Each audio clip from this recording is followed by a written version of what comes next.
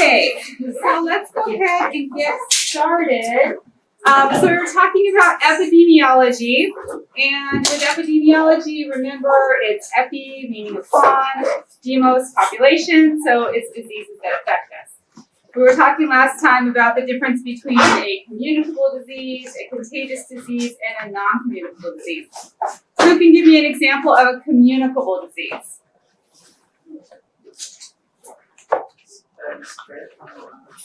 Yes, so it's spread from another host. So what would be an example of a communicable disease?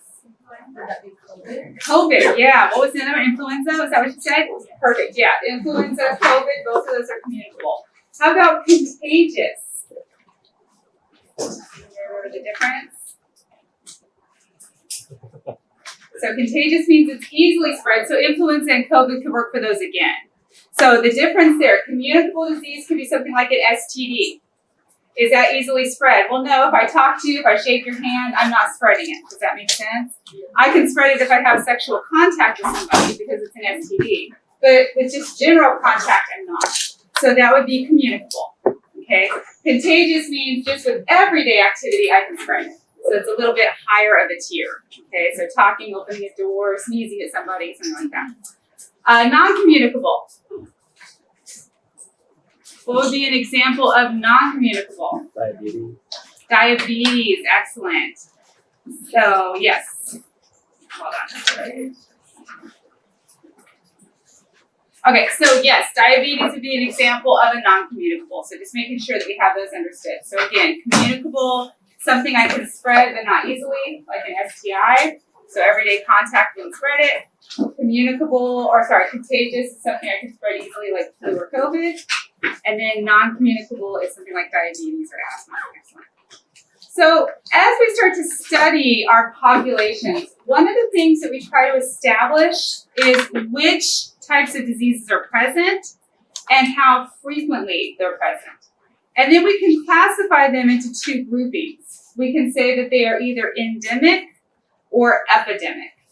So endemic is something where we have disease present pretty much year-round. It's always present in a given population. And if I was to go out and just survey a crowd, if I was to do a survey here at Hancock College, I would find this illness at any time of the year. So an example would be something like a cold sore. You know, if I walked around, I could find people with a cold sore. Another one would be something like the common cold. So, you know, common colds are around year-round. So again, just anything that's present all the time is endemic. You can remember this as thinking that it lives in us. So it's in our population at all times. Now, if we suddenly see an increase in numbers, it becomes an epidemic. So epidemic means that our numbers are starting to skyrocket or go higher than normal. An example would be influenza. So we saw, like, for example, every year around winter time, our flu numbers go up. Right? Does anybody know why the flu increases in the wintertime? Something to do with the temperature?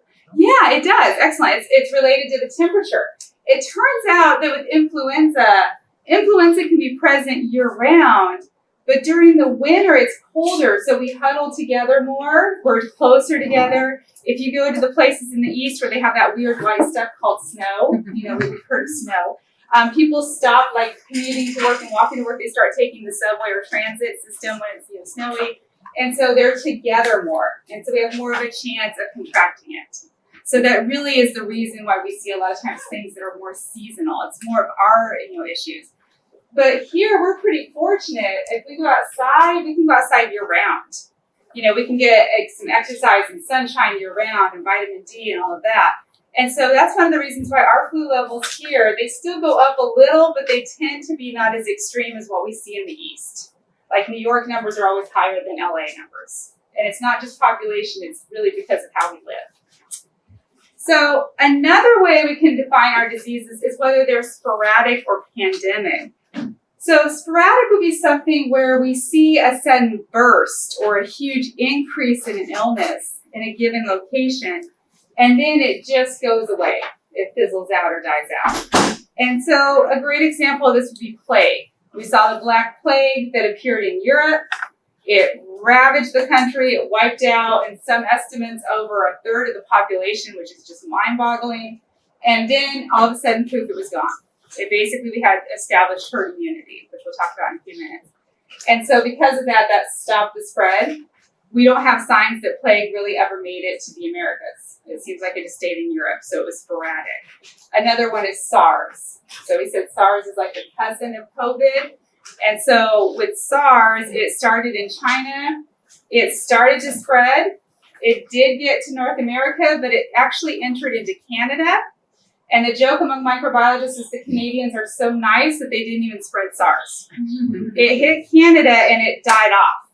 So we think what happened was when it hit Canada, it encountered some people who had natural mutations that were immune.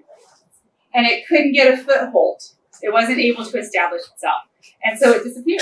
It's just like, we were watching it, like you should have seen me teaching. I was like, it's coming, wait for it. It's in Canada, it's going to be here soon. And then it's just like, gone. I was like, okay, well, that was anticlimactic. I mean, it was good, but it was like it just disappeared. So then we have the pandemic level, and this is where you get an illness or a virus that pops up, and then it just spreads across the globe. And that's what we had happen with COVID-19 or COVID. And so the idea behind this, it just started spreading, it became super viral, and before we knew it, it was in all of the countries, and it still is. So that would be an example of pandemic, something that is worldwide. Now that brings us to our next point, and this is where we're having a lot of arguments right now with COVID, where we're trying to get vaccinations up, and also just through natural exposure, to try to establish what's referred to as herd immunity. And you guys have probably heard this in the news a lot, right? And one of the things that the news will do is they'll mention it, but a lot of times they don't really explain how herd immunity establishes. So we're going to talk about that. So herd immunity is basically where you have a population of people who have been exposed to an illness, and that's through either vaccination or through exposure. And now they carry antibodies, and so now it is harder for that illness to get them sick, and it's harder for them to spread the illness. So we see a picture here showing people in yellow. And people that are yellow are either ones that are vaccinated, so they're already healthy, or they're ones who have been sick and recovered. Okay, so they are ones that are not able to contract the illness again.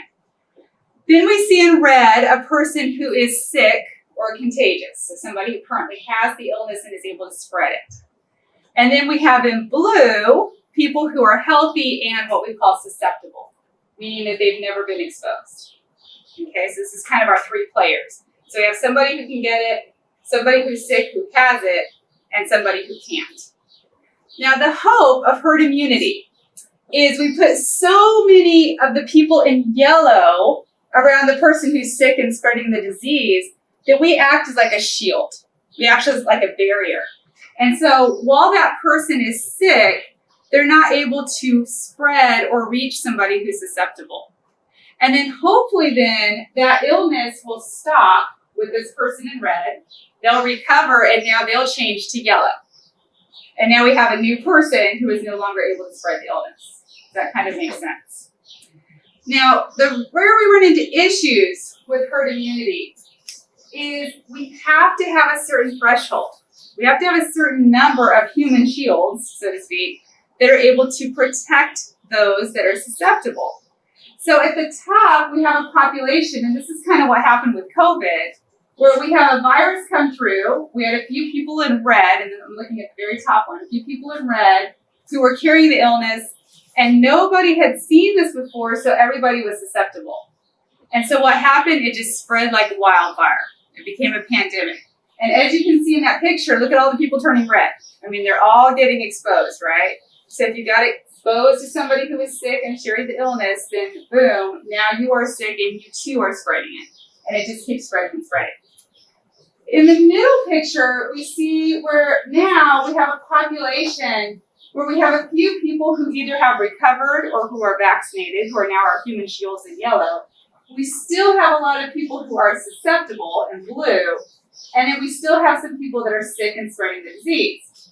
Again, since we don't have enough yellow, we don't have enough human shields, we end up in the same scenario where everybody ends up getting red. You know, most of the people get spread, get exposed, get sick. This is kind of where we're at right now. We're in that middle graph. Our goal is to try to vaccinate so we can get more yellows so we can stop the spread. Rachel. So in regards to smallpox, how was it that they were able to eradicate it? Was it like mandatory that everybody get vaccinated? Yes, it was a mandatory vaccination program. Same with polio. That's the reason we don't have polio here anymore. It was mandatory. And so what they did is they went into all the schools. When you went into school, you got a shot. When you went to work, you got a shot. When you were at home, they would go around the neighborhoods, knock on the doors, they would check, and you would get a shot. Smallpox was easy to check. It actually leaves a permanent mark on your arm. It actually causes a little bit of the tissue. It's so damaging that even when it's killed, it will still cause a little tissue damage where the injection is. And it leaves you with a pox mark. It's like kind of sunken in. And you're thankful because that's the only mark you have is on your arm as opposed to all over your face. And so, yes, it was forced. And then not only that, they went to other countries, and other countries' healthcare system also forced the issue. And then we had Doctors Without Borders who went and started walking into areas of Africa, bushwhacking, going out there and vaccinating people. It was a global effort. And that was how they were able to eradicate it. Same with polio here. They were able to get rid of it for the same thing. They were giving it to kids and vaccinating them and managed to wipe it out. At least here. It's still present in other countries. So great question. So now what we're trying to get to is this bottom graph where everybody is in yellow. The problem that we're finding is that when people do get exposed to COVID naturally, I'm just using COVID as an example because it's in the news, but when they get exposed to COVID naturally, their antibodies are lasting about 6 months. And so what that means is after about 6 months, they now can get reinfected. They go from being yellow back to blue. And so that's why they're really pushing vaccinations, is if they can get vaccinations, they can keep them in the yellow. And this is why they tell you, even if you've had COVID, to still get a vaccination. And if you're in the healthcare industry, if you had your vaccinations, they actually will do antibody checks on you to make sure your antibody levels are still high enough. Yeah? How long will the antibodies last for the vaccination? And that's what we're trying to figure out right now. So that's why they're doing constant testing on their test subjects, which is why they're offering boosters right now for elderly and for certain populations, certain demographics. And they're still monitoring it because it is a new vaccine. So they're still gathering their data. Right now we're seeing that around 6 months we still have good antibodies, but they're giving a booster to make sure the antibodies stay high. They're just trying to hit this while they can. Over time, we'll probably go to an annual shot. It'll actually probably be mixed in with like the flu shot. Do you guys remember when swine flu came out? Everybody was freaked out. Did swine flu go away? No, it's just part of our flu shot now. So it just now has become part of our normal society. Yeah, and I'll go there again. With smallpox, if an individual were to get it and they were to become healthy and they managed to fight it, would they be able to get it again? Or would usually smallpox is like chickenpox where you usually only get it once. Okay. So usually a different virus. So usually if you get it, you keep your immunity for that particular virus for the rest of your lifetime. Yeah. As far as we know. Now keep in mind, when those studies for smallpox were done, the average lifespan was around 60 to 65. So nowadays, as we live longer, we don't know. We might have to get a booster like we do with shingles. Yeah. So, because I'm just confused with, could you call this COVID vaccine, could it actually reach herd immunity? Because immunity means that you wouldn't get it again, right? You'd be immune to it. Great question. Herd immunity just means that you're not able to spread it to others, that you're being like the human shield. So with COVID, can you still get COVID if you're vaccinated? Yeah. Yes, and remember my Lego analogy. So the Lego analogy is if you have antibodies in place, you can fight off an illness faster. So here's where we're getting stuck with COVID. We have a lot of people that are refusing to vaccinate. So we have a lot of people that are in that blue color, okay? Now, what that means then is when they get exposed, they turn bright red, and now they're shedding virus, okay? Now, if we're vaccinated and we run into somebody who has a low viral count, maybe they drop 12 Legos on the floor, our bodies can pick up those 12 Legos, no problem, and we don't show any signs or symptoms. But if we run into somebody who is spreading a high number of viruses, now they drop, several thousand Legos on the floor, our immune system will still pick them up, we'll still recover, but we will show signs of illness for a few days. We're not as serious, and that's why we're not getting hospitalized. We're not seeing major issues with people who are vaccinated. That's why they're like, yeah, you'll be okay if you're vaccinated. It's just that you have to wait for all your body to accept those Legos because you got exposed. The reason we keep getting exposed is because we keep having susceptible people. If we could knock that out, that's what people are, it's a link we're not getting. If we could get rid of the susceptibility, then if you were vaccinated, you wouldn't get it. We got to get rid of those links. We're not able to establish that quite yet. Does that make more sense? Somewhat? Yes, but I thought that even if you get the vaccine, you could still get COVID. Again, it's the number of Legos you're exposed to, the number of virus particles. Okay. So when you're getting COVID, that means I've been exposed to a high level of viral particles. My immune system's reacting, but it takes time to kill everything I just got exposed to. It's like I still can get overwhelmed. Yeah. And so I will get COVID, but I'll only have it for like 3 days at the most. All right. That's so the way the flu is too. the flu is like that too. You can get a flu vaccine and still get sick. Jenna, you had your hand up earlier. And now- Yeah, this guy the other day at work told me that you can go to any like blood donation center and he said it was like $10 or $20 to get tested for the antibodies for COVID or something. Yes. So you can go and you can get your antibody level tested. A lot of hospitals are doing that right now. Yeah. So when you're like when you don't have a vaccine, you always spread it? Good question. And the answer to that is no, and that's what makes COVID so weird. It depends on your Legos. Okay, so Legos are how many virus particles I'm spreading. Okay, for some reason with COVID, we're seeing that sometimes people, for whatever reason, are spreading only like 10, 20 Legos. And so if my immune system gets exposed to that, I'll feel kind of icky for a few days, and then I'll recover. When the COVID first started, I was working with a COVID patient, and they gave it to me, and I had no symptoms, and I was Correct. around a lot of friends because I didn't know I had it, and they all tested negative, Correct. like a lot, like 11, all Yep. tested negative. I believe it because that means you were not a high viral spreader. And one of the reasons why you didn't show signs or symptoms, you have a mutation that made you more immune to COVID. You had a natural genetic mutation. Remember we talked about mutations, 1 in a million? And we have a whole bunch inside of us that we don't even know we have. Some people are naturally more resistant. And so with that, and that's a good point, I'm glad you brought that up. With that, for some people, they can have COVID and they're not spreading. And then other people, have you heard the term super spreaders? Yes. Yeah, these are people that for whatever reason, they're spreading like thousands of thousands of particles every time they interact with somebody.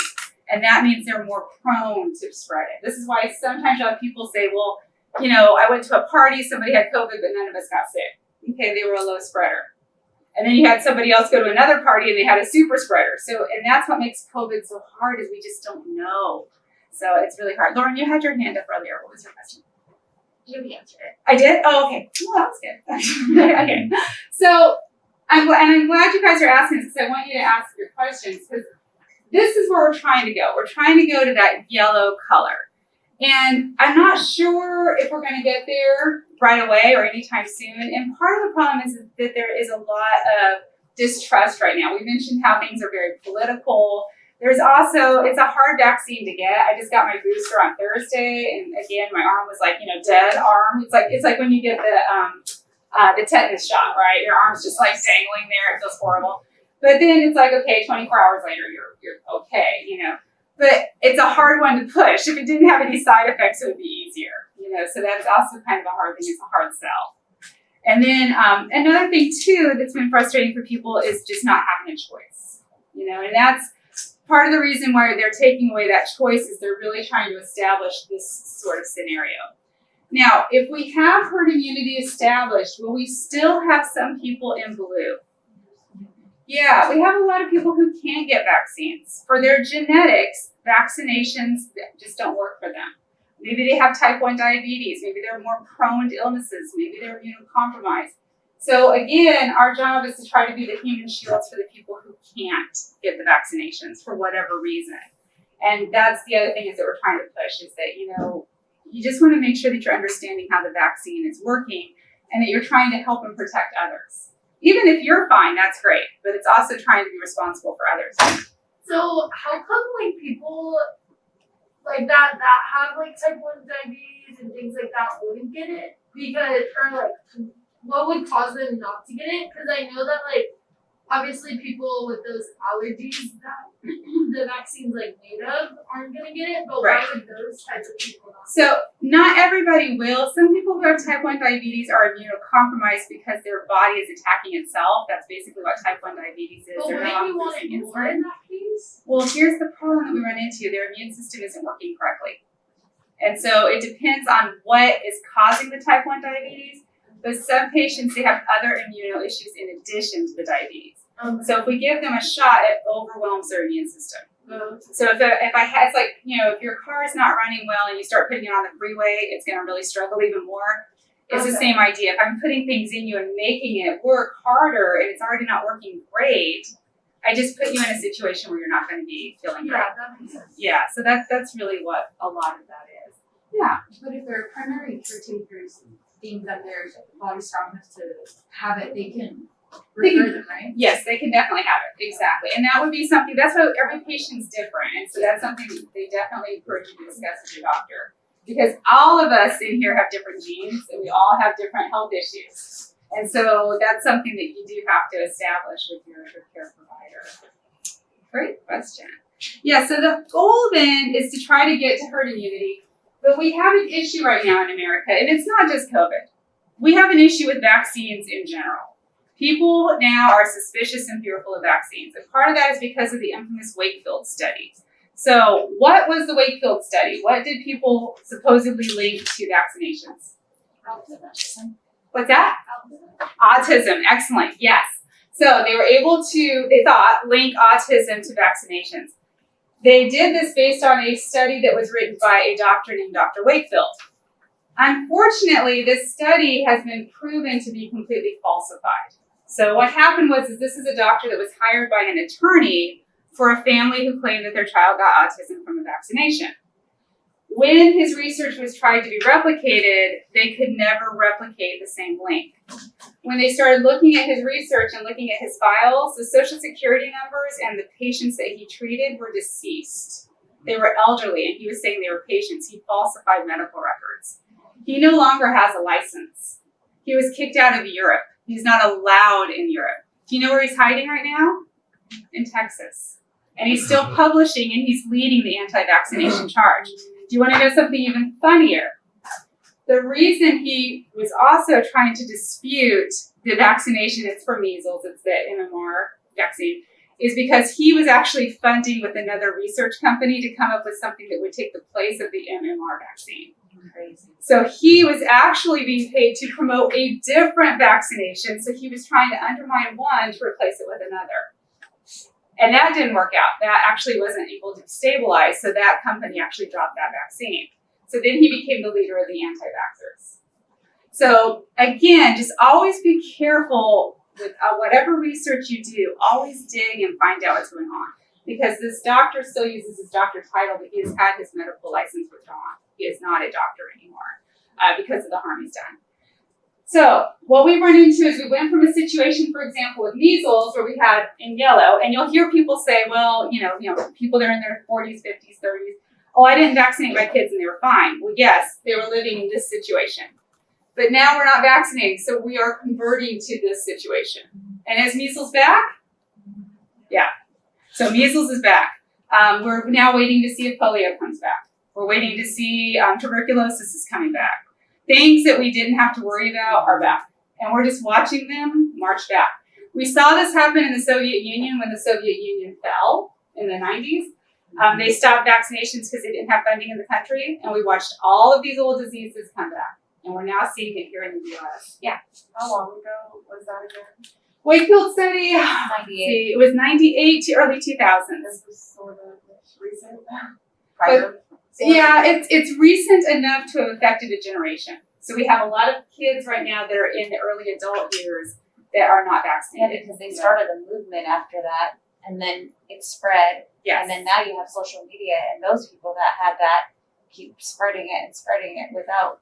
The thing I actual will tell facts. you, and this is just what I will tell you, is whatever your stance is, it's your stance, and that's fine. I respect whatever side you're on.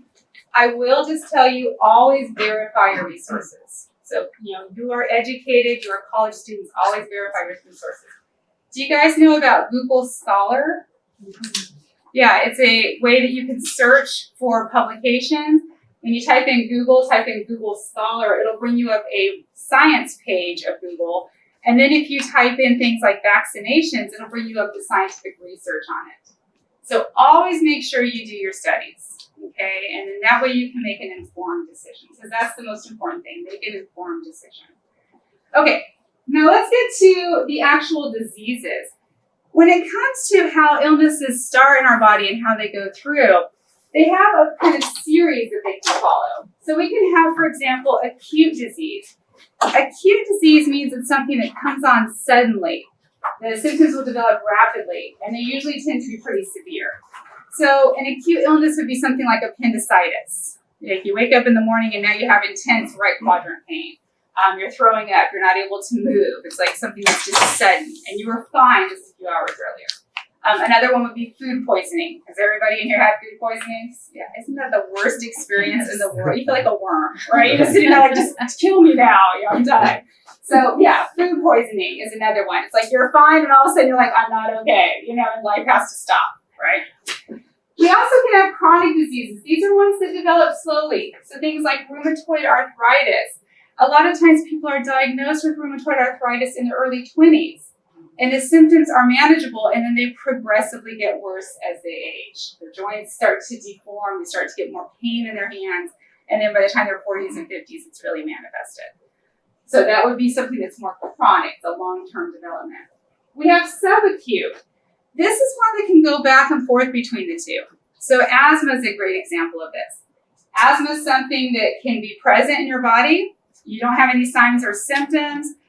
You'll kind of get a little shorter breath, but then you'll feel okay. It can progressively get worse as you age, or it can actually even heal itself sometimes. It just depends.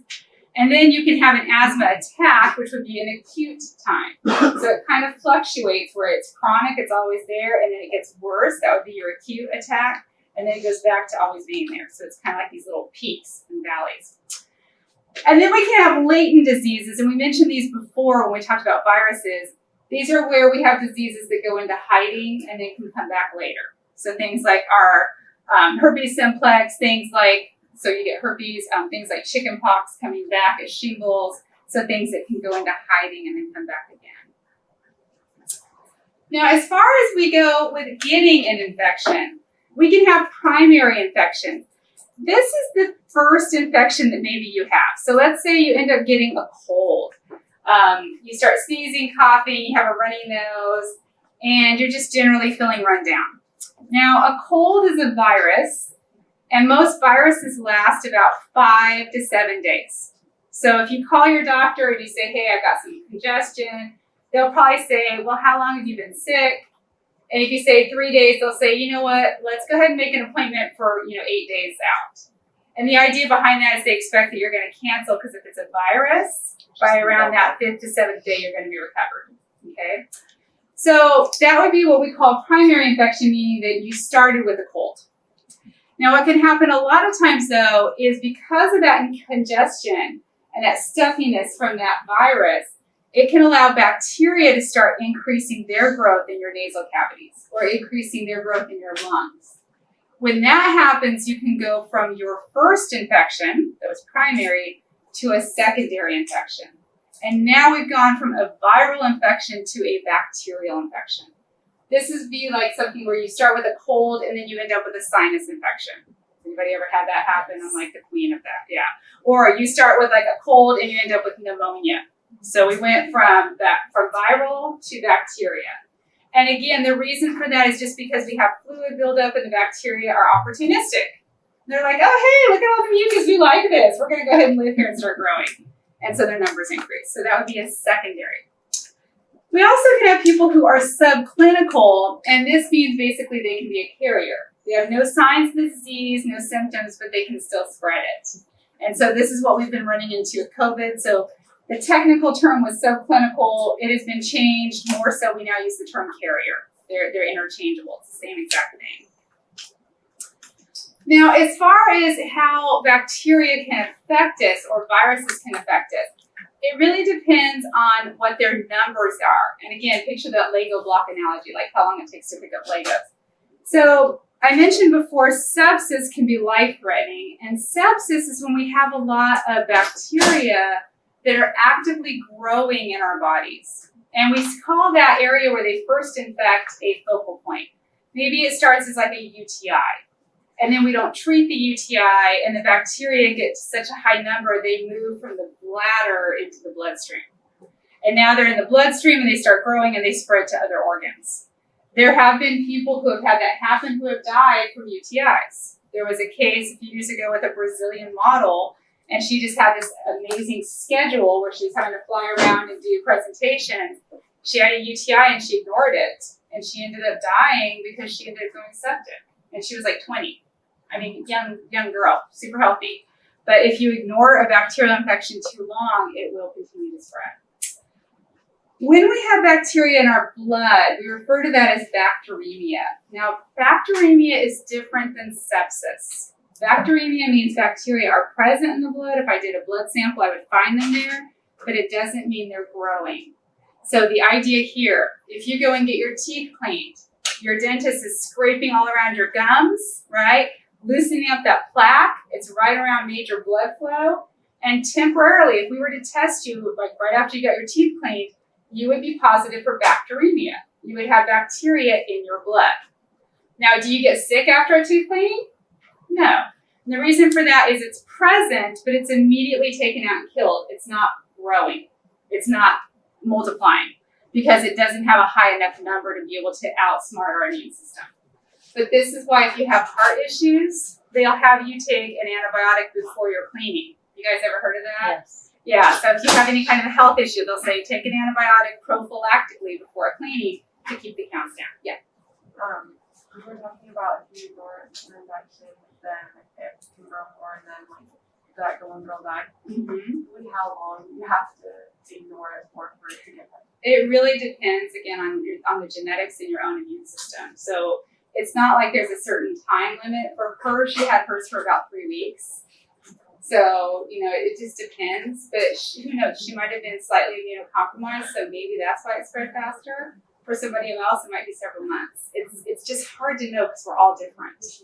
So it's not like it's a timeline. Yeah. My friend recently had sepsis because she didn't know she had a UTI. Like she didn't have any symptoms of the UTI, but then she started having a lot of pain. Yes. And they treated her for sepsis at the hospital. Interesting. Oh my gosh, yeah. And see, that's so scary. One of the ways they'll check you for sepsis, if you go into a hospital and you tell them you're not feeling good, they'll check your blood pressure. If your blood pressure's low, but your heart rate's high, then that means that you're undergoing some sort of stress. The next thing they'll check you for is they'll do a lactic acid test. Why are they doing lactic acid? Well, remember when we talked about our process of glycolysis, Krebs, and ETC, we said that if we weren't able to get enough oxygen flow in the blood, we'd start to do fermentation. And a lot of the organisms that causes UTIs, they make lactic acid, just like we do, if they don't have enough oxygen. So if I'm in the blood and I now have a low blood pressure, that means I'm not getting good blood circulation, my oxygen level's dropping, they're going to start fermenting. My lactic acid goes up. Isn't that cool that you understand that test now? So that you know why they're doing a lactic acid test. It's because our organisms have switched to fermentation. It's kind of a cool idea. So bacteremia means they're in the blood, but again, they're not growing. Septicemia, or when they're septic, is when we have growth of bacteria. You can also have toxemia, and this is where you actually have toxins from the bacteria circulating in the blood. And a lot of times we see this, for example, with food poisoning. Food poisoning, we might eat a whole bunch of staph in our food or strep in our food. And the bacteria itself, we're able to kill. Our immune system and the stomach acid can kill it. But what we can't kill as easily are the toxins, the waste products they produce. And that's actually what makes us sick. It's not the bacterium itself, it's the waste product. So they die in our stomach acid, but all of their wastes get released en masse, and that's where we get ill. And then viremia is how many viruses we have in our blood and how quickly they're multiplying. Okay, so quick check. Is influenza a communicable disease? What do you guys think? Yes. Yeah, definitely. Is it a contagious disease? Yes. Good job. How about arthritis? No, good. It's not communicable. Excellent. What is meant by the term pandemic? Excellent. Spread worldwide. So it's on a global scale. Excellent. And who can tell me how herd immunity develops? Yep, vaccinations and exposure, right? So vaccinations and exposure, the population ends up with antibodies, and now we're able to avoid the illness. As long as the number being spread is low, we're able to avoid the illness, and then we're able to survive from there. All right. Okay, let's go on to our patterns of disease. So it turns out that a lot of us have predisposing factors that make it more likely for us to get illnesses. And this is why I was saying that it's hard to guess a lot of times how we're going to react to something just based on looking at people. A lot of it is our genetics. So for example, some women are going to always be prone to UTIs. And the reason for this is the urethra in their body is slightly shorter than normal. And what that means then is that anytime they have a defecation or bowel movement, they have a higher chance of E. coli possibly getting into the urethra. If it's longer, like normal, our immune system has a greater chance of keeping the bacteria out. But if it's too close, then it can cause more infections. This is why sometimes people will tell you, I get UTIs all the time. It's usually because they have a shorter urethra. So genetically, they're built a little bit different. Another one's inherited traits. So do we have a genetic disease? Do we have something like diabetes? Do we have sickle cell? These will affect how well we're able to recover. Climate and weather. Is it cold outside? Are we huddled together? Is it super dry? We're worried right now because it's so dry and so dusty. But this is a really great condition to be able to spread fungal diseases. Fungal spores in the sands and the soils get stirred up, and we breathe them in. An example of this would be something like valley fever. We used to not even have valley fever, and now we see it more and more as our environment's getting drier, right? Fatigue. How tired are we? We're all tired today. Be very careful today. We're all susceptible. So fatigue. Yeah, if we're run down, our immune systems are run down. And if we get exposed to viruses or bacteria, if we get exposed to Legos, our immune system's like, oh, really? Again? And it's like, okay, we can do this, but it's like slow motion. You know, it's not going to recover as fast. Age. Oh man, I got to tell you, once I turned the F word, once I hit the 40s, it was all downhill. You know, it's like, it goes fast. I was laughing because I have a thyroid thing going on, so I was talking to my endocrinologist, and he's the same age as me. And he and I were laughing because he's like, how's your cholesterol? He's asking me this. He's like, I turned 45 and my cholesterol went really high. And I was like, I don't know, I have to check that. He's like, yeah. And we're like comparing ailments. This is when you know you're old. You stop comparing friends in school and you start comparing what hurts the most. Does your knee hurt when it rains? You know, yeah, I get that. You know, that's when you know you crossed the threshold. That and when you get excited about buying a vacuum cleaner, because that's the other thing, you know you're older. I was excited about buying a vacuum cleaner, but that's okay. So age. You know, as we age, our immune systems naturally decline. We are really living past what our bodies are supposed to do. Does anybody know what our average age length should be naturally? Not 70, not 80. Go way down. Not even 60. 45. Yeah, you're getting closer. 45, keep going down. I should be dead right now. 42. Even lower? What? 35. Around 35. The human body is really made to last to between 35 and 40. And here's how we know this. We can tell, first of all, based on how our ancestors lived, Neanderthals, cavemen, you don't find any old bodies. The other thing is the teeth. Without any dental care, without medical prevention, our teeth start to fall out and wear out when we're around 25, 30. Think about fecundity, fertility rates. Our fertility rates start to drop when we leave our 20s. We're really supposed to be done by then, okay? Then we think about history, when we look at illnesses and things, without medical intervention, most people die between 35 and 40. With medical intervention, we have managed to extend our lives almost double that. Our average is around 80 now. But because of that, we have a lot more issues. We have cancer. That's something that is an age-related disease usually. We start to see that we get more run down. We have to have more medical care as we get older because we're living past our years. Isn't that scary? It's like, oh man, so if you're in your 20s, enjoy it. You're in your prime right now. If you're like me, be thankful because you're on borrowed time, It's like I'm 45. I'm like, oh, thank you. I can look up one more day, thank you. So yeah, it's like it's a special moment, It's like, oh, okay, keep going. Another one is lifestyle. Are you active? Are you hiking? Or are you sitting on the sofa eating Cheetos? If you're like me, the answer is yes to both. We have good days and we have bad days.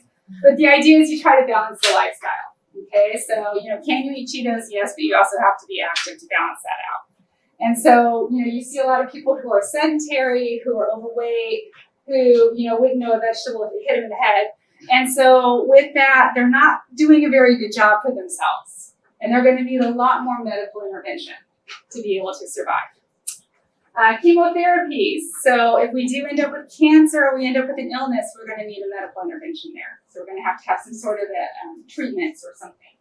And then, of course, stress. The more stressed we are, it's just like tired, our immune system runs down. So with that, we also get to the stages of disease. And it turns out every disease, whether it's bacterial or viral, kind of goes through the same exact stages.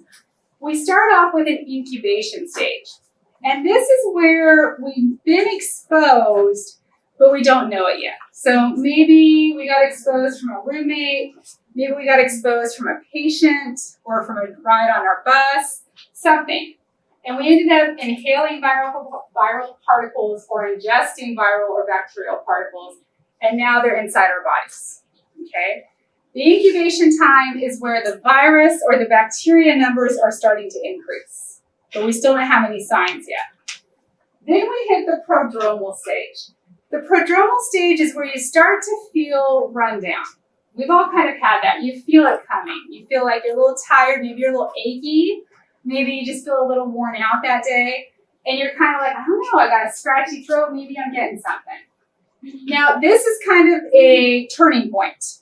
For those of us with really fast immune systems, and maybe if we got exposed to a low number of viruses or bacteria, that prodromal stage might stop, and we might recover right away. If, however, we continue to not feel good, we start to enter into the period of illness. And so now, this is where I'm sick, I really feel bad, I have a fever, I'm coughing, congestion, or throwing up. This is also where we're the most contagious. So if you have a fever, you definitely want to stay home. You do not want to be out in public because that means that you are fighting a high number of bacteria or viruses, and you are going to be spreading that high number of bacteria and viruses. Unfortunately, what do most of us do when we have a fever? Go to the doctor, we take Tylenol or we take Advil, and if we have to go to work because we're on call, we go to work, right? And we hope that Advil or Tylenol will keep our fever under control. It is affecting our fever, but we are still passing the virus and the bacteria. The problem that we run into is a lot of our places where we work, they don't give us enough sick time. So we really get into a situation where it's like, what do you do? Because you can't stay home because you're going to lose money, and that might be your rent. So, we kind of put people in just bad situations. The ideal situation would be this, great utopia where if you don't feel good, stay home. And I don't know if we'll ever get to that. Hopefully we're getting better. I think COVID's been kind of an eye-opener for a lot of people. We're trying to get better and more conscientious of that. Okay, so we're now sick. We're sick for a few days, and then we hit the period of decline. This is where you start feeling like, okay, I might live. I've been sick for a few days, but today I'm less achy. I can get up. I can walk around. I might even have a little appetite coming back. I'm feeling a little better. This is the time where if we're going to get a secondary infection, remember this is like a bacterial sinus infection or something, this is the time that will come in. And so you're starting to feel better, and then you're back down, okay? And then if we're really lucky, we hit the period of convalescence. And that's where we're going to recover, and we're going to bounce back. If we were to draw this, it kind of looks like our bacterial growth curve, doesn't it? So we have, in the beginning, the incubation period, where we have no sign or symptoms. So we have this kind of like down at the bottom here. Then we hit prodromal. That's where we're mild, scratchy throat, not feeling good. Period of illness, most severe illness and spreading. Period of decline, we're going to make it. We're going to make it. That's also where we can get now secondary infections. And then period of convalescence. And that's where we're good and we're back to health. And that's what we're always hoping that we get to. Now, with our illness period, then again, that's when we're the most contagious. So that's when we need to be really conscientious about trying to avoid people. Or if we have to work, now it's not so weird to wear a mask, right? So that's good. I mean, COVID has brought about some changes. If we're not feeling good or if we have a fever, wear a mask, you know? I remember when I worked at one of the labs, we had a person who was sick and they came in and they wore a mask and everybody was like, what is wrong with that person? This is like way before COVID, you know, but I mean, everybody was avoiding this person. It was like, no, they're doing the right thing. They're trying to isolate, but our society, that was so odd. Nowadays, you know, if we don't see a mask, we're like, what's wrong with that person? It's like we flipped, right? We've gone the other way. So it's like, why is that person not wearing one? You know, we get freaked out. So it's kind of funny how we flip. So I mentioned that we can have those incubation times. This is when we're sick and we don't know it yet. This is when the virus or the bacteria is starting to grow inside of us. You do not have to memorize this. This is just to show you some examples. These are common incubation times for a lot of the illnesses out of there. So, for example, influenza has an incubation time of 1 to 3 days. So what does that mean? If I asked you on a test, I have a virus that has an incubation time of 1 to 3 days, that means you would show signs or symptoms, you would feel sick on the 3rd day because it's going to bring around that time. Some people a little earlier depending on how many viral particles they got exposed to. Look at SARS and COVID would be in the same group, 1 to 18 days. That's why SARS is so hard, COVID is so hard, is because we have this long period where we could be sick and not know it. Yeah, Adrian, in the back. So is it after that time period when the symptoms show up or on that last day that's listed? It's usually, it's Aaron, sorry. It's usually within that time period, so depending on viral load. So you're going to either get it in by that 3rd day for sure. You might have it the 1st day, you might have it the 2nd day, but definitely by that 3rd day. So it's like your time window, and it depends on how many particles you got exposed to. You said that certain days you can't spread the virus.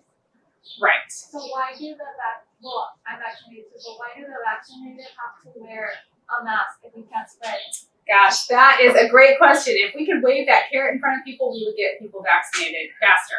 Yeah, but why do the vaccinated still have to So why do we have to wear a mask? It's because not everybody's vaccinated. And so we are wearing this not to protect ourselves. We're wearing this to protect the people that are refusing to vaccinate. So we can't spread it if we're vaccinated. Correct. So We can't. But here's the problem. Remember, can we still get it if we get exposed to a high viral number?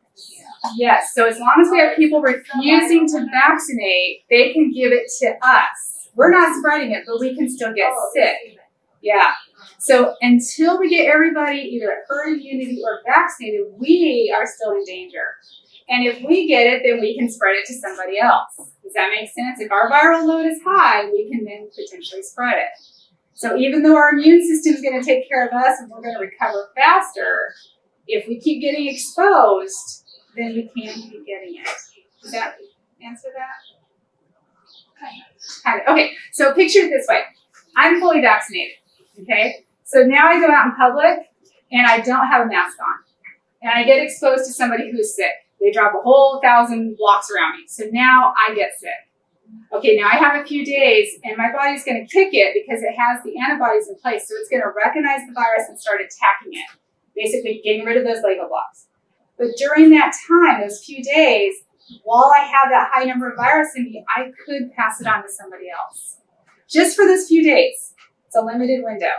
So we still have to wear this until we can get more people less susceptible.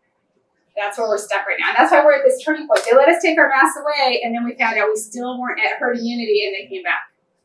Because we still had too many people that were susceptible and spreading it. And this is where we kind of keep getting stuck in the middle here. We have a group that says, if you get vaccinated, well, then you should feel safe. Why are you whining at us that we're not getting vaccinated? But that's not true because they can still give it to us. So we're stuck. Do you see how it is? It's like both sides are stuck. You have your hand up, yeah. Does it see a hand up over here? I thought I did. Was it Haley? No? Oh, you answered my question. Oh, I did? Okay, yeah. So we just get stuck. So until we can figure out ways to communicate with each other and kind of explain to each other what's going on, we're going to be stuck. And we'll see how it goes. Eventually, we're going to get herd immunity. Everybody's going to get it eventually. So that's the way we're going. It's like you're going to get it naturally or not. It's up to you. Yeah. So I do think that the COVID shot's going to be like the flu emergency every year, obviously, but do you think we'll still need boosters every year as well? That's a great question. So it's probably going to be like an annual shot, just like the flu, and they'll probably combo it. Oh, They'll probably do it as a combo flu COVID. They're actually, Moderna's looking into a combo right now.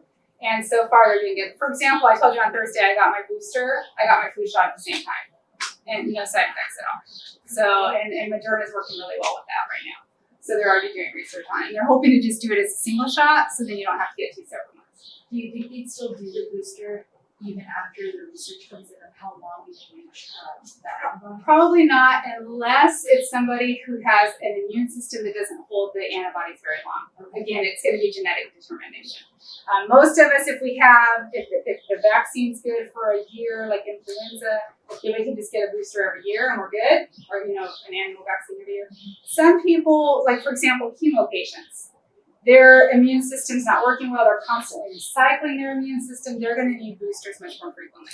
So it's just going to depend again on our genetics and what we're facing. Great questions. Okay, let's look at some more of our incubation periods. Look at measles, 10 to 14 days. So measles is another one. We had an outbreak at Disneyland. Everybody remember the Disneyland outbreak? Yeah, we had somebody go to Disneyland. They didn't know they had measles.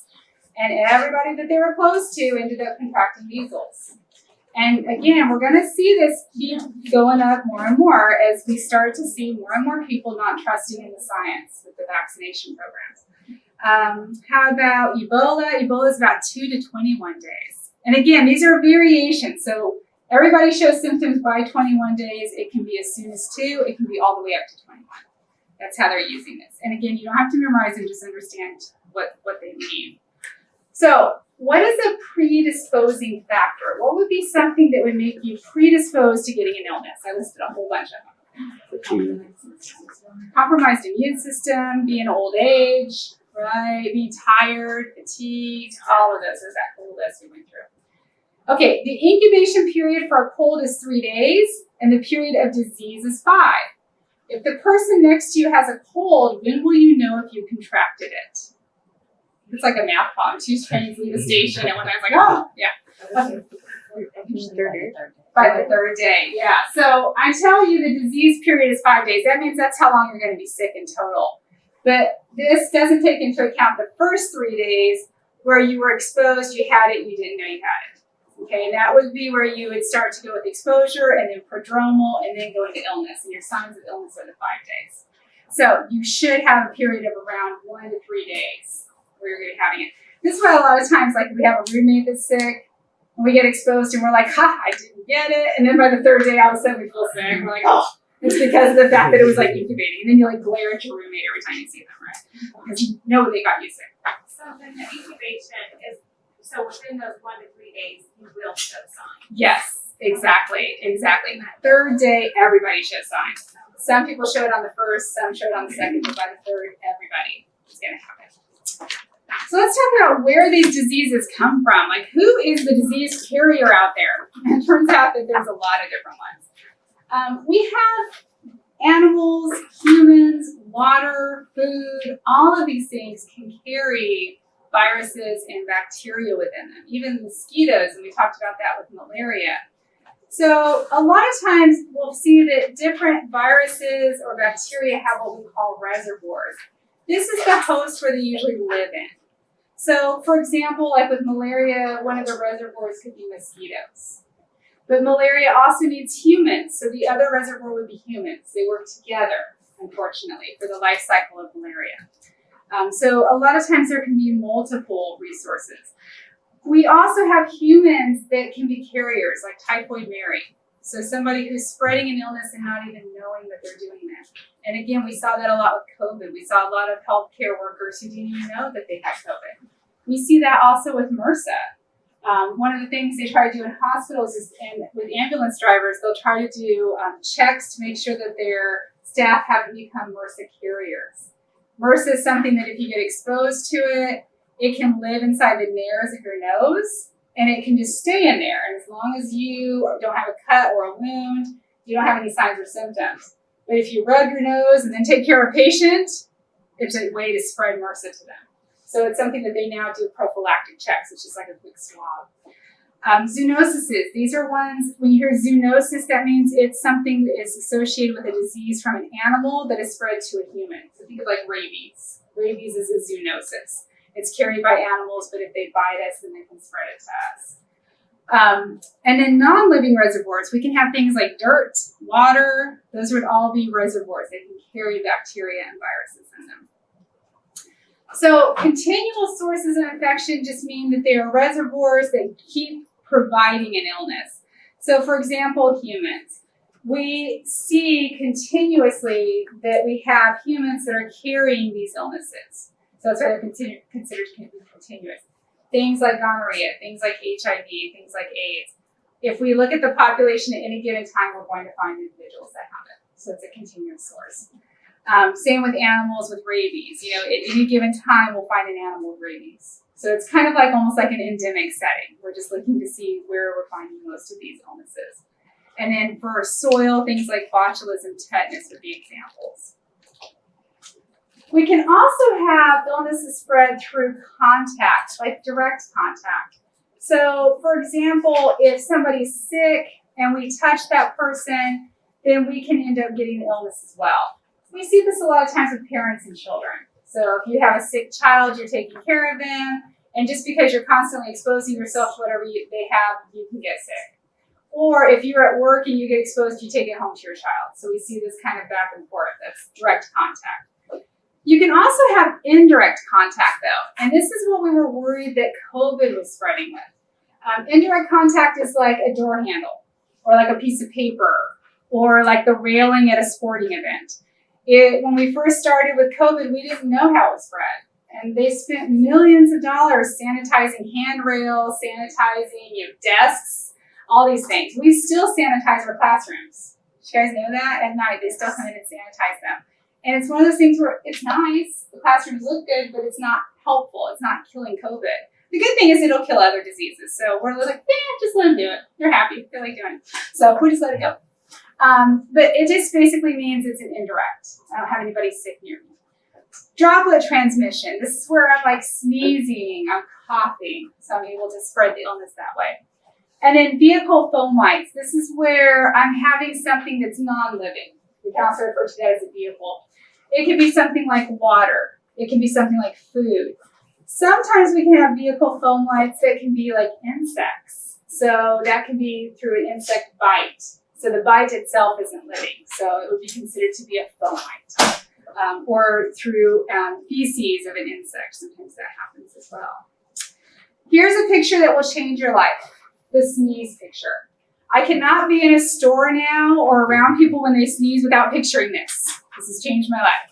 So it's one of those things where, we a lot of times don't realize how much viruses or bacteria we spread when we sneeze or when we cough.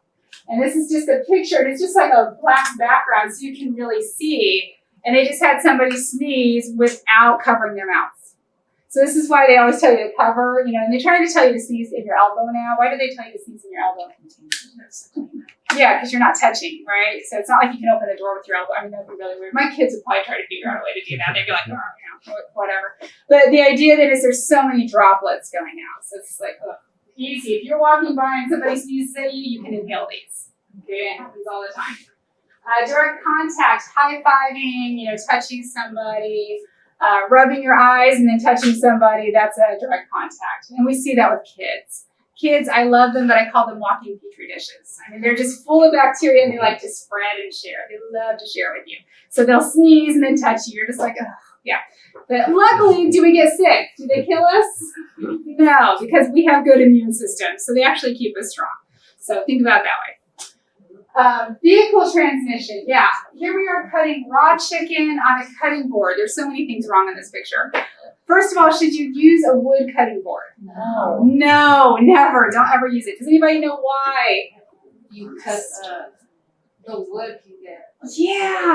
Yeah, the wood gets the scratches, and then as you cut, the bacteria goes down, and those are like Grand Canyons to the bacteria.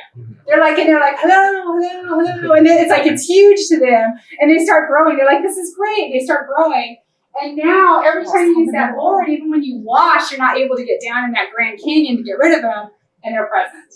And then you see shows where they show you, cutting raw chicken, and then they start cutting tomatoes where the raw chicken was. You're like, oh, no, you can't do that. Yeah, you don't want to do that because, again, that can be transmission. Anything that was on that chicken, the chicken itself is going to be cooked. So we're okay. The heat will kill it. Will kill anything there. But if I cut tomatoes there, am I cooking the tomatoes? Well, maybe not. And now they've picked up any bacteria, and now I've had a transmission. So that would be an example of vehicle transmission. Vectors. Vectors are going to be insects that are able to carry illnesses. So they can do this a couple of different ways. We can have vectors that do mechanical transmission. And this would be what we see with, like, for example, flies. Flies like to crawl around in feces. They get all over their feet. And then they like to come to our picnics and land on our watermelon and land on our food. It's like, ew. And you just see that and you're like, ew. Granted, we all survive. We usually do okay. But this is why a lot of times people do get food poisoning at picnics. If the food is out and exposed, then that could be something that could be an issue, right? I went to Count Polly's family days. I think it was last weekend. And we walked by one table and they had watermelon out. It was in the sun and there was like flies on it. And I was just like, oh, like the microbiologist in me is like, but you just see this like smile and nod. And my little cousin's like, I want some watermelon. I'm like, nope. Like, whatever, like keep going. My daughter's like, I want some, nope. We're just gonna keep going. So yeah, if you see food sitting out, if you see food sitting out and it's got, inside, don't just pass it. Especially if it's in the sun. So that means it's warm and the bacteria are like, oh, this is great. They love it. So that would be mechanical transmission on their feet. Biological transmission is when they bite. So think about like a mosquito bite or the kissing bug. So biological is where they're actually having an exchange of either saliva or something through a bite wound. Okay, not just passive like walking across it. So we have mechanical transmission, fly crawling across food, and then we have biological transmission, a mosquito taking a blood meal. You guys know that only the female mosquitoes take blood meals, right? Turns out the male mosquitoes are completely harmless. Only the females will do blood meals, and they only do it when they're pregnant. This is why one of the things we're trying to do to eradicate malaria is they're releasing sterile mosquitoes. So they expose mosquitoes to high UV light. We learned that UV light causes genetic mutations. It makes them sterile. And then they release them, and so they'll mate with the wild population.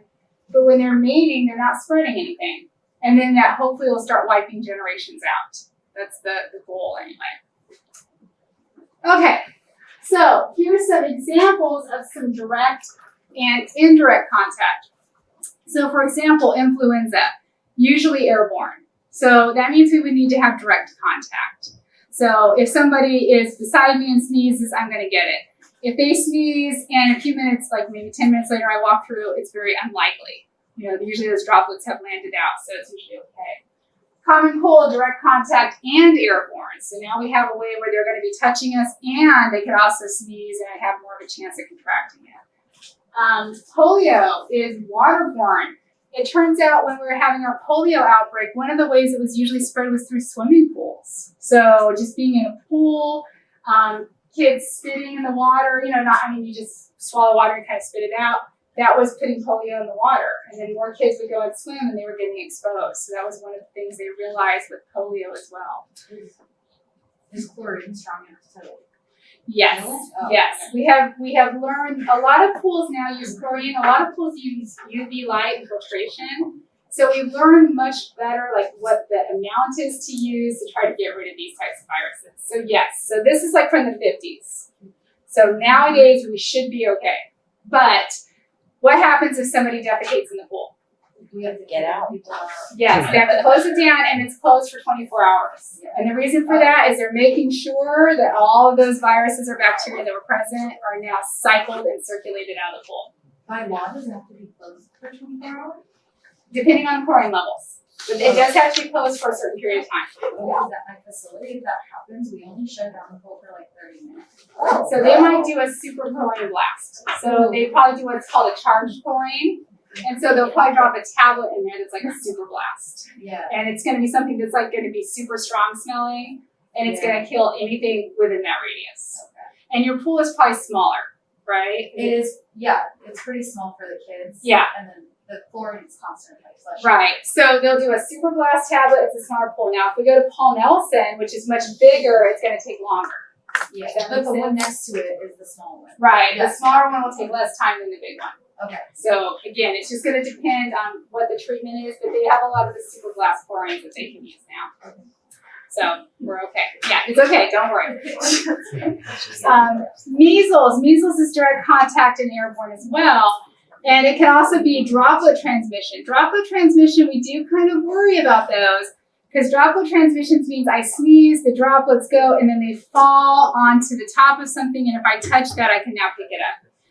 We found that at Disneyland, that's how a lot of them were spreading, is when people were waiting in line, they were touching the railings, and then the next people came and touched the railings. And that was how they were contracting the illness. So it's very possible to have that happen. That brings us to the idea of chain of infection. So chain of infection is a term that we frequently hear in hospitals. And this is basically this idea that we understand now how bacteria or viruses cause diseases. The question is, how can we stop them? And so the idea then is that we break the chain or break the steps that cause or occur with an infection. So the first thing is going to be, we have to know what the organism is. So we need to be able to rapidly identify it so we can treat it. Is it gram positive, gram negative? In a hospital, we want to make sure everything's clean and sanitized. So if a patient, throws up, we got to clean it, sanitize it, and make sure it doesn't spread to somebody else. We need to disinfect and sterilize fomites. So bed sheets, bed rails, cups, utensils, everything has to be disinfected. So that way they're not getting shared or spread. We need a barrier technique. Don't you love the little curtains in the ER? Do they make you feel so safe?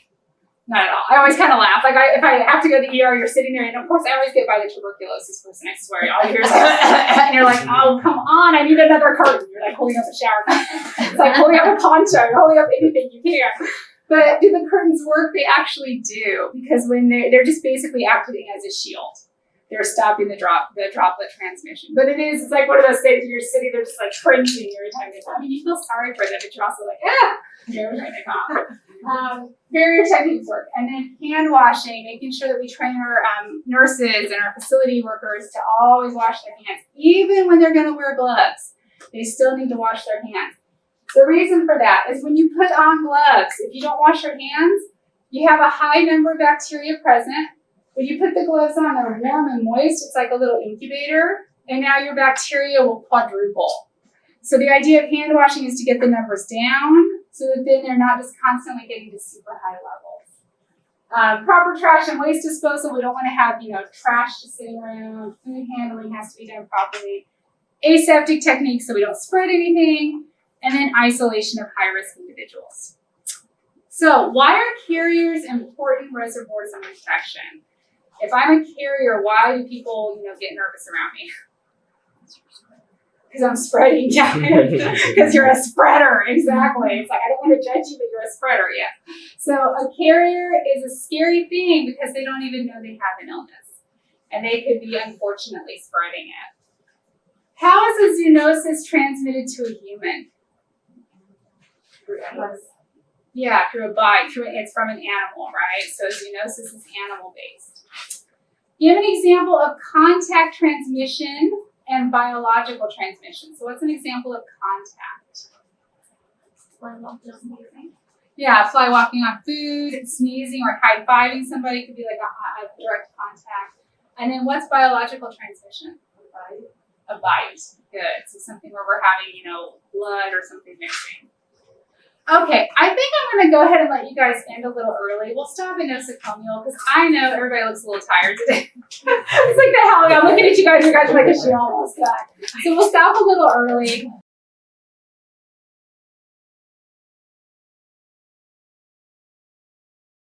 Okay, so let's look at our results then. I'm pulling up my Kirby Bauer lab in front of me.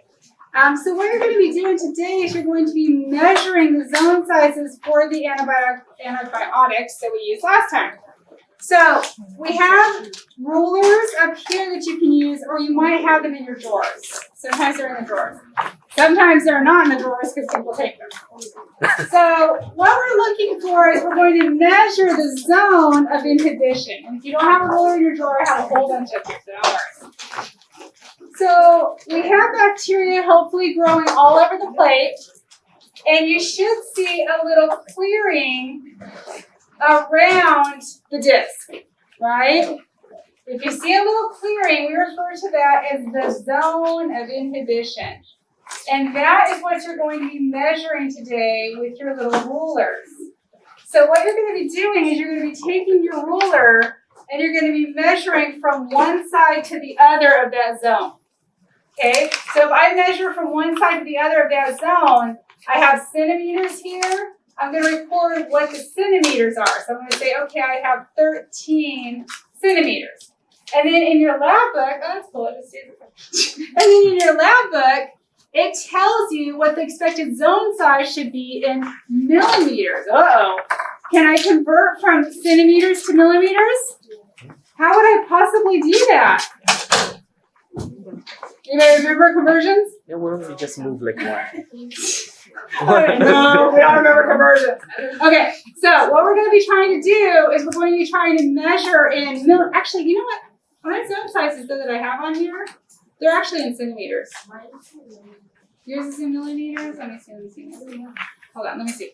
Let me measure one of your zones and see what they are. Steal one of yours. Okay, yeah, they are.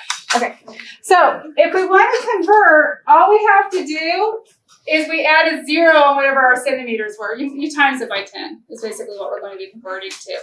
Okay, so if I have 13 centimeters, then that's going to equal 130 millimeters. So when you're measuring on here, if I measure, for example, 2 centimeters, how many millimeters is that? 20. Example, 2 centimeters is going to equal 20 millimeters. Everybody with me on that? Okay, so that's what we're going to be doing. Good. I'm glad my zone sizes work here. Okay, so what we're going to be doing then is measuring across, again, with your rulers, from one side all the way across to the other.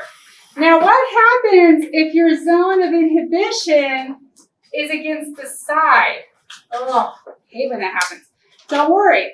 You're going to measure from this area across to this area.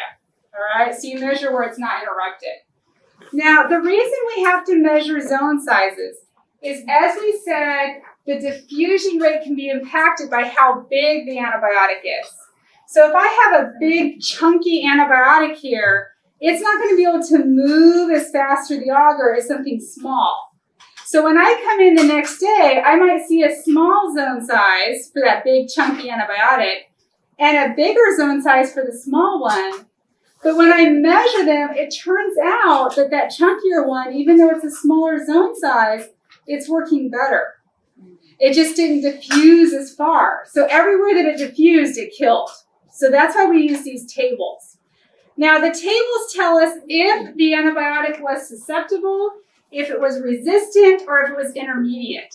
So, for example, if we look at our E. coli, if we look at the top one, it shows ampicillin AM10, and that's on your disc, AM10. Go ahead and measure across from one side to the other and tell me if you have E. coli what your ampicillin AM10 is. E. coli with ampicillin is coming in. I had a couple people tell me 15. Now I look at the table and I say, okay, 14 to 16 is intermediate. If it was bigger than 17, it would be susceptible. That means it's killing the E. coli. Susceptible means it's killing the E. coli. I'm at 14 to 16. That means it's intermediate. What that means is some of the E. coli is dying from it and some is resistant. It's right in the middle. So if I have a patient, would I want to use ampicillin? No, because I don't want to expose that bacteria when it's already borderline. It's just going to build more resistance. So if I see an intermediate, I'm like, oh, I really don't want to use that. The only reason I would is if that's the only antibiotic I had as a choice. Okay? So now what I want to do is I'm going to record that. Where it says record your zone size, you're going to record 15. And then it says, should you use it? Well, no, because it's intermediate. Does that make sense? It's only partially effective. Now, what if I measured it and it was 18? Would I use it then? Ours is 18. Yeah. If yours is 18, that's fine. The E. coli in the lab, it's constantly getting moved around, it's constantly getting changed, so we get mutations, 1 in a million. So you might have some that's more susceptible than others. So everybody's zone sizes will be slightly variable. Isn't that cool? It's kind of a neat thing. So you're going to do this for all of your antibiotics. You're going to measure and record the results and then interpret them. We want to use the ones that are susceptible. If they're resistant, no way. We don't want to even think about prescribing it. If it's intermediate, if it's the only one that works, then we'll go with it. Okay, before you get started on that, let me talk about the next thing we're going to do today. Okay, everybody focus up. We're going to set up disinfectants. It's the same thing you did last time. You're going to swab a lawn on the surface of your Petri dish. Okay? You can do E. coli, your lab partner can do staph. All right? Then you're going to choose which antibiotics you want to test. So last time we had the discs in the dispenser. This time we have the discs on the side of the room, and they're soaking in different chemical solutions. If you brought your own in that you want to test, let me know, and I can get you a Petri dish and we'll test it. All right? But on the side of the room, we have bleach, we have hydrogen peroxide, simple green. Now, we have more than 4 on the side of the room. I would recommend still only choosing 4 discs. So only choose 4. Even though we have more, just choose 4. Set them up just like we did the last time. Spread out. Be sure you write on the bottom of the Petri dish what you're using, because these aren't labeled. So what you can do is you can say, okay, in this one I'm going to put bleach. So on the bottom of the Petri dish, put a B. And then write in your notebook what that B meant, so you don't come back next time and go, what was that? You know, so make a code. On the bottom of the Petri dish, write what the disc will be, and then make sure you put that disc in that spot. Make sense? Because they're not labeled, so I'm not going to know which one's which to help you with it next time. Okay, that's all you have to do today. Set those up, read these out, and you're done. All right, if you're stuck, let me know.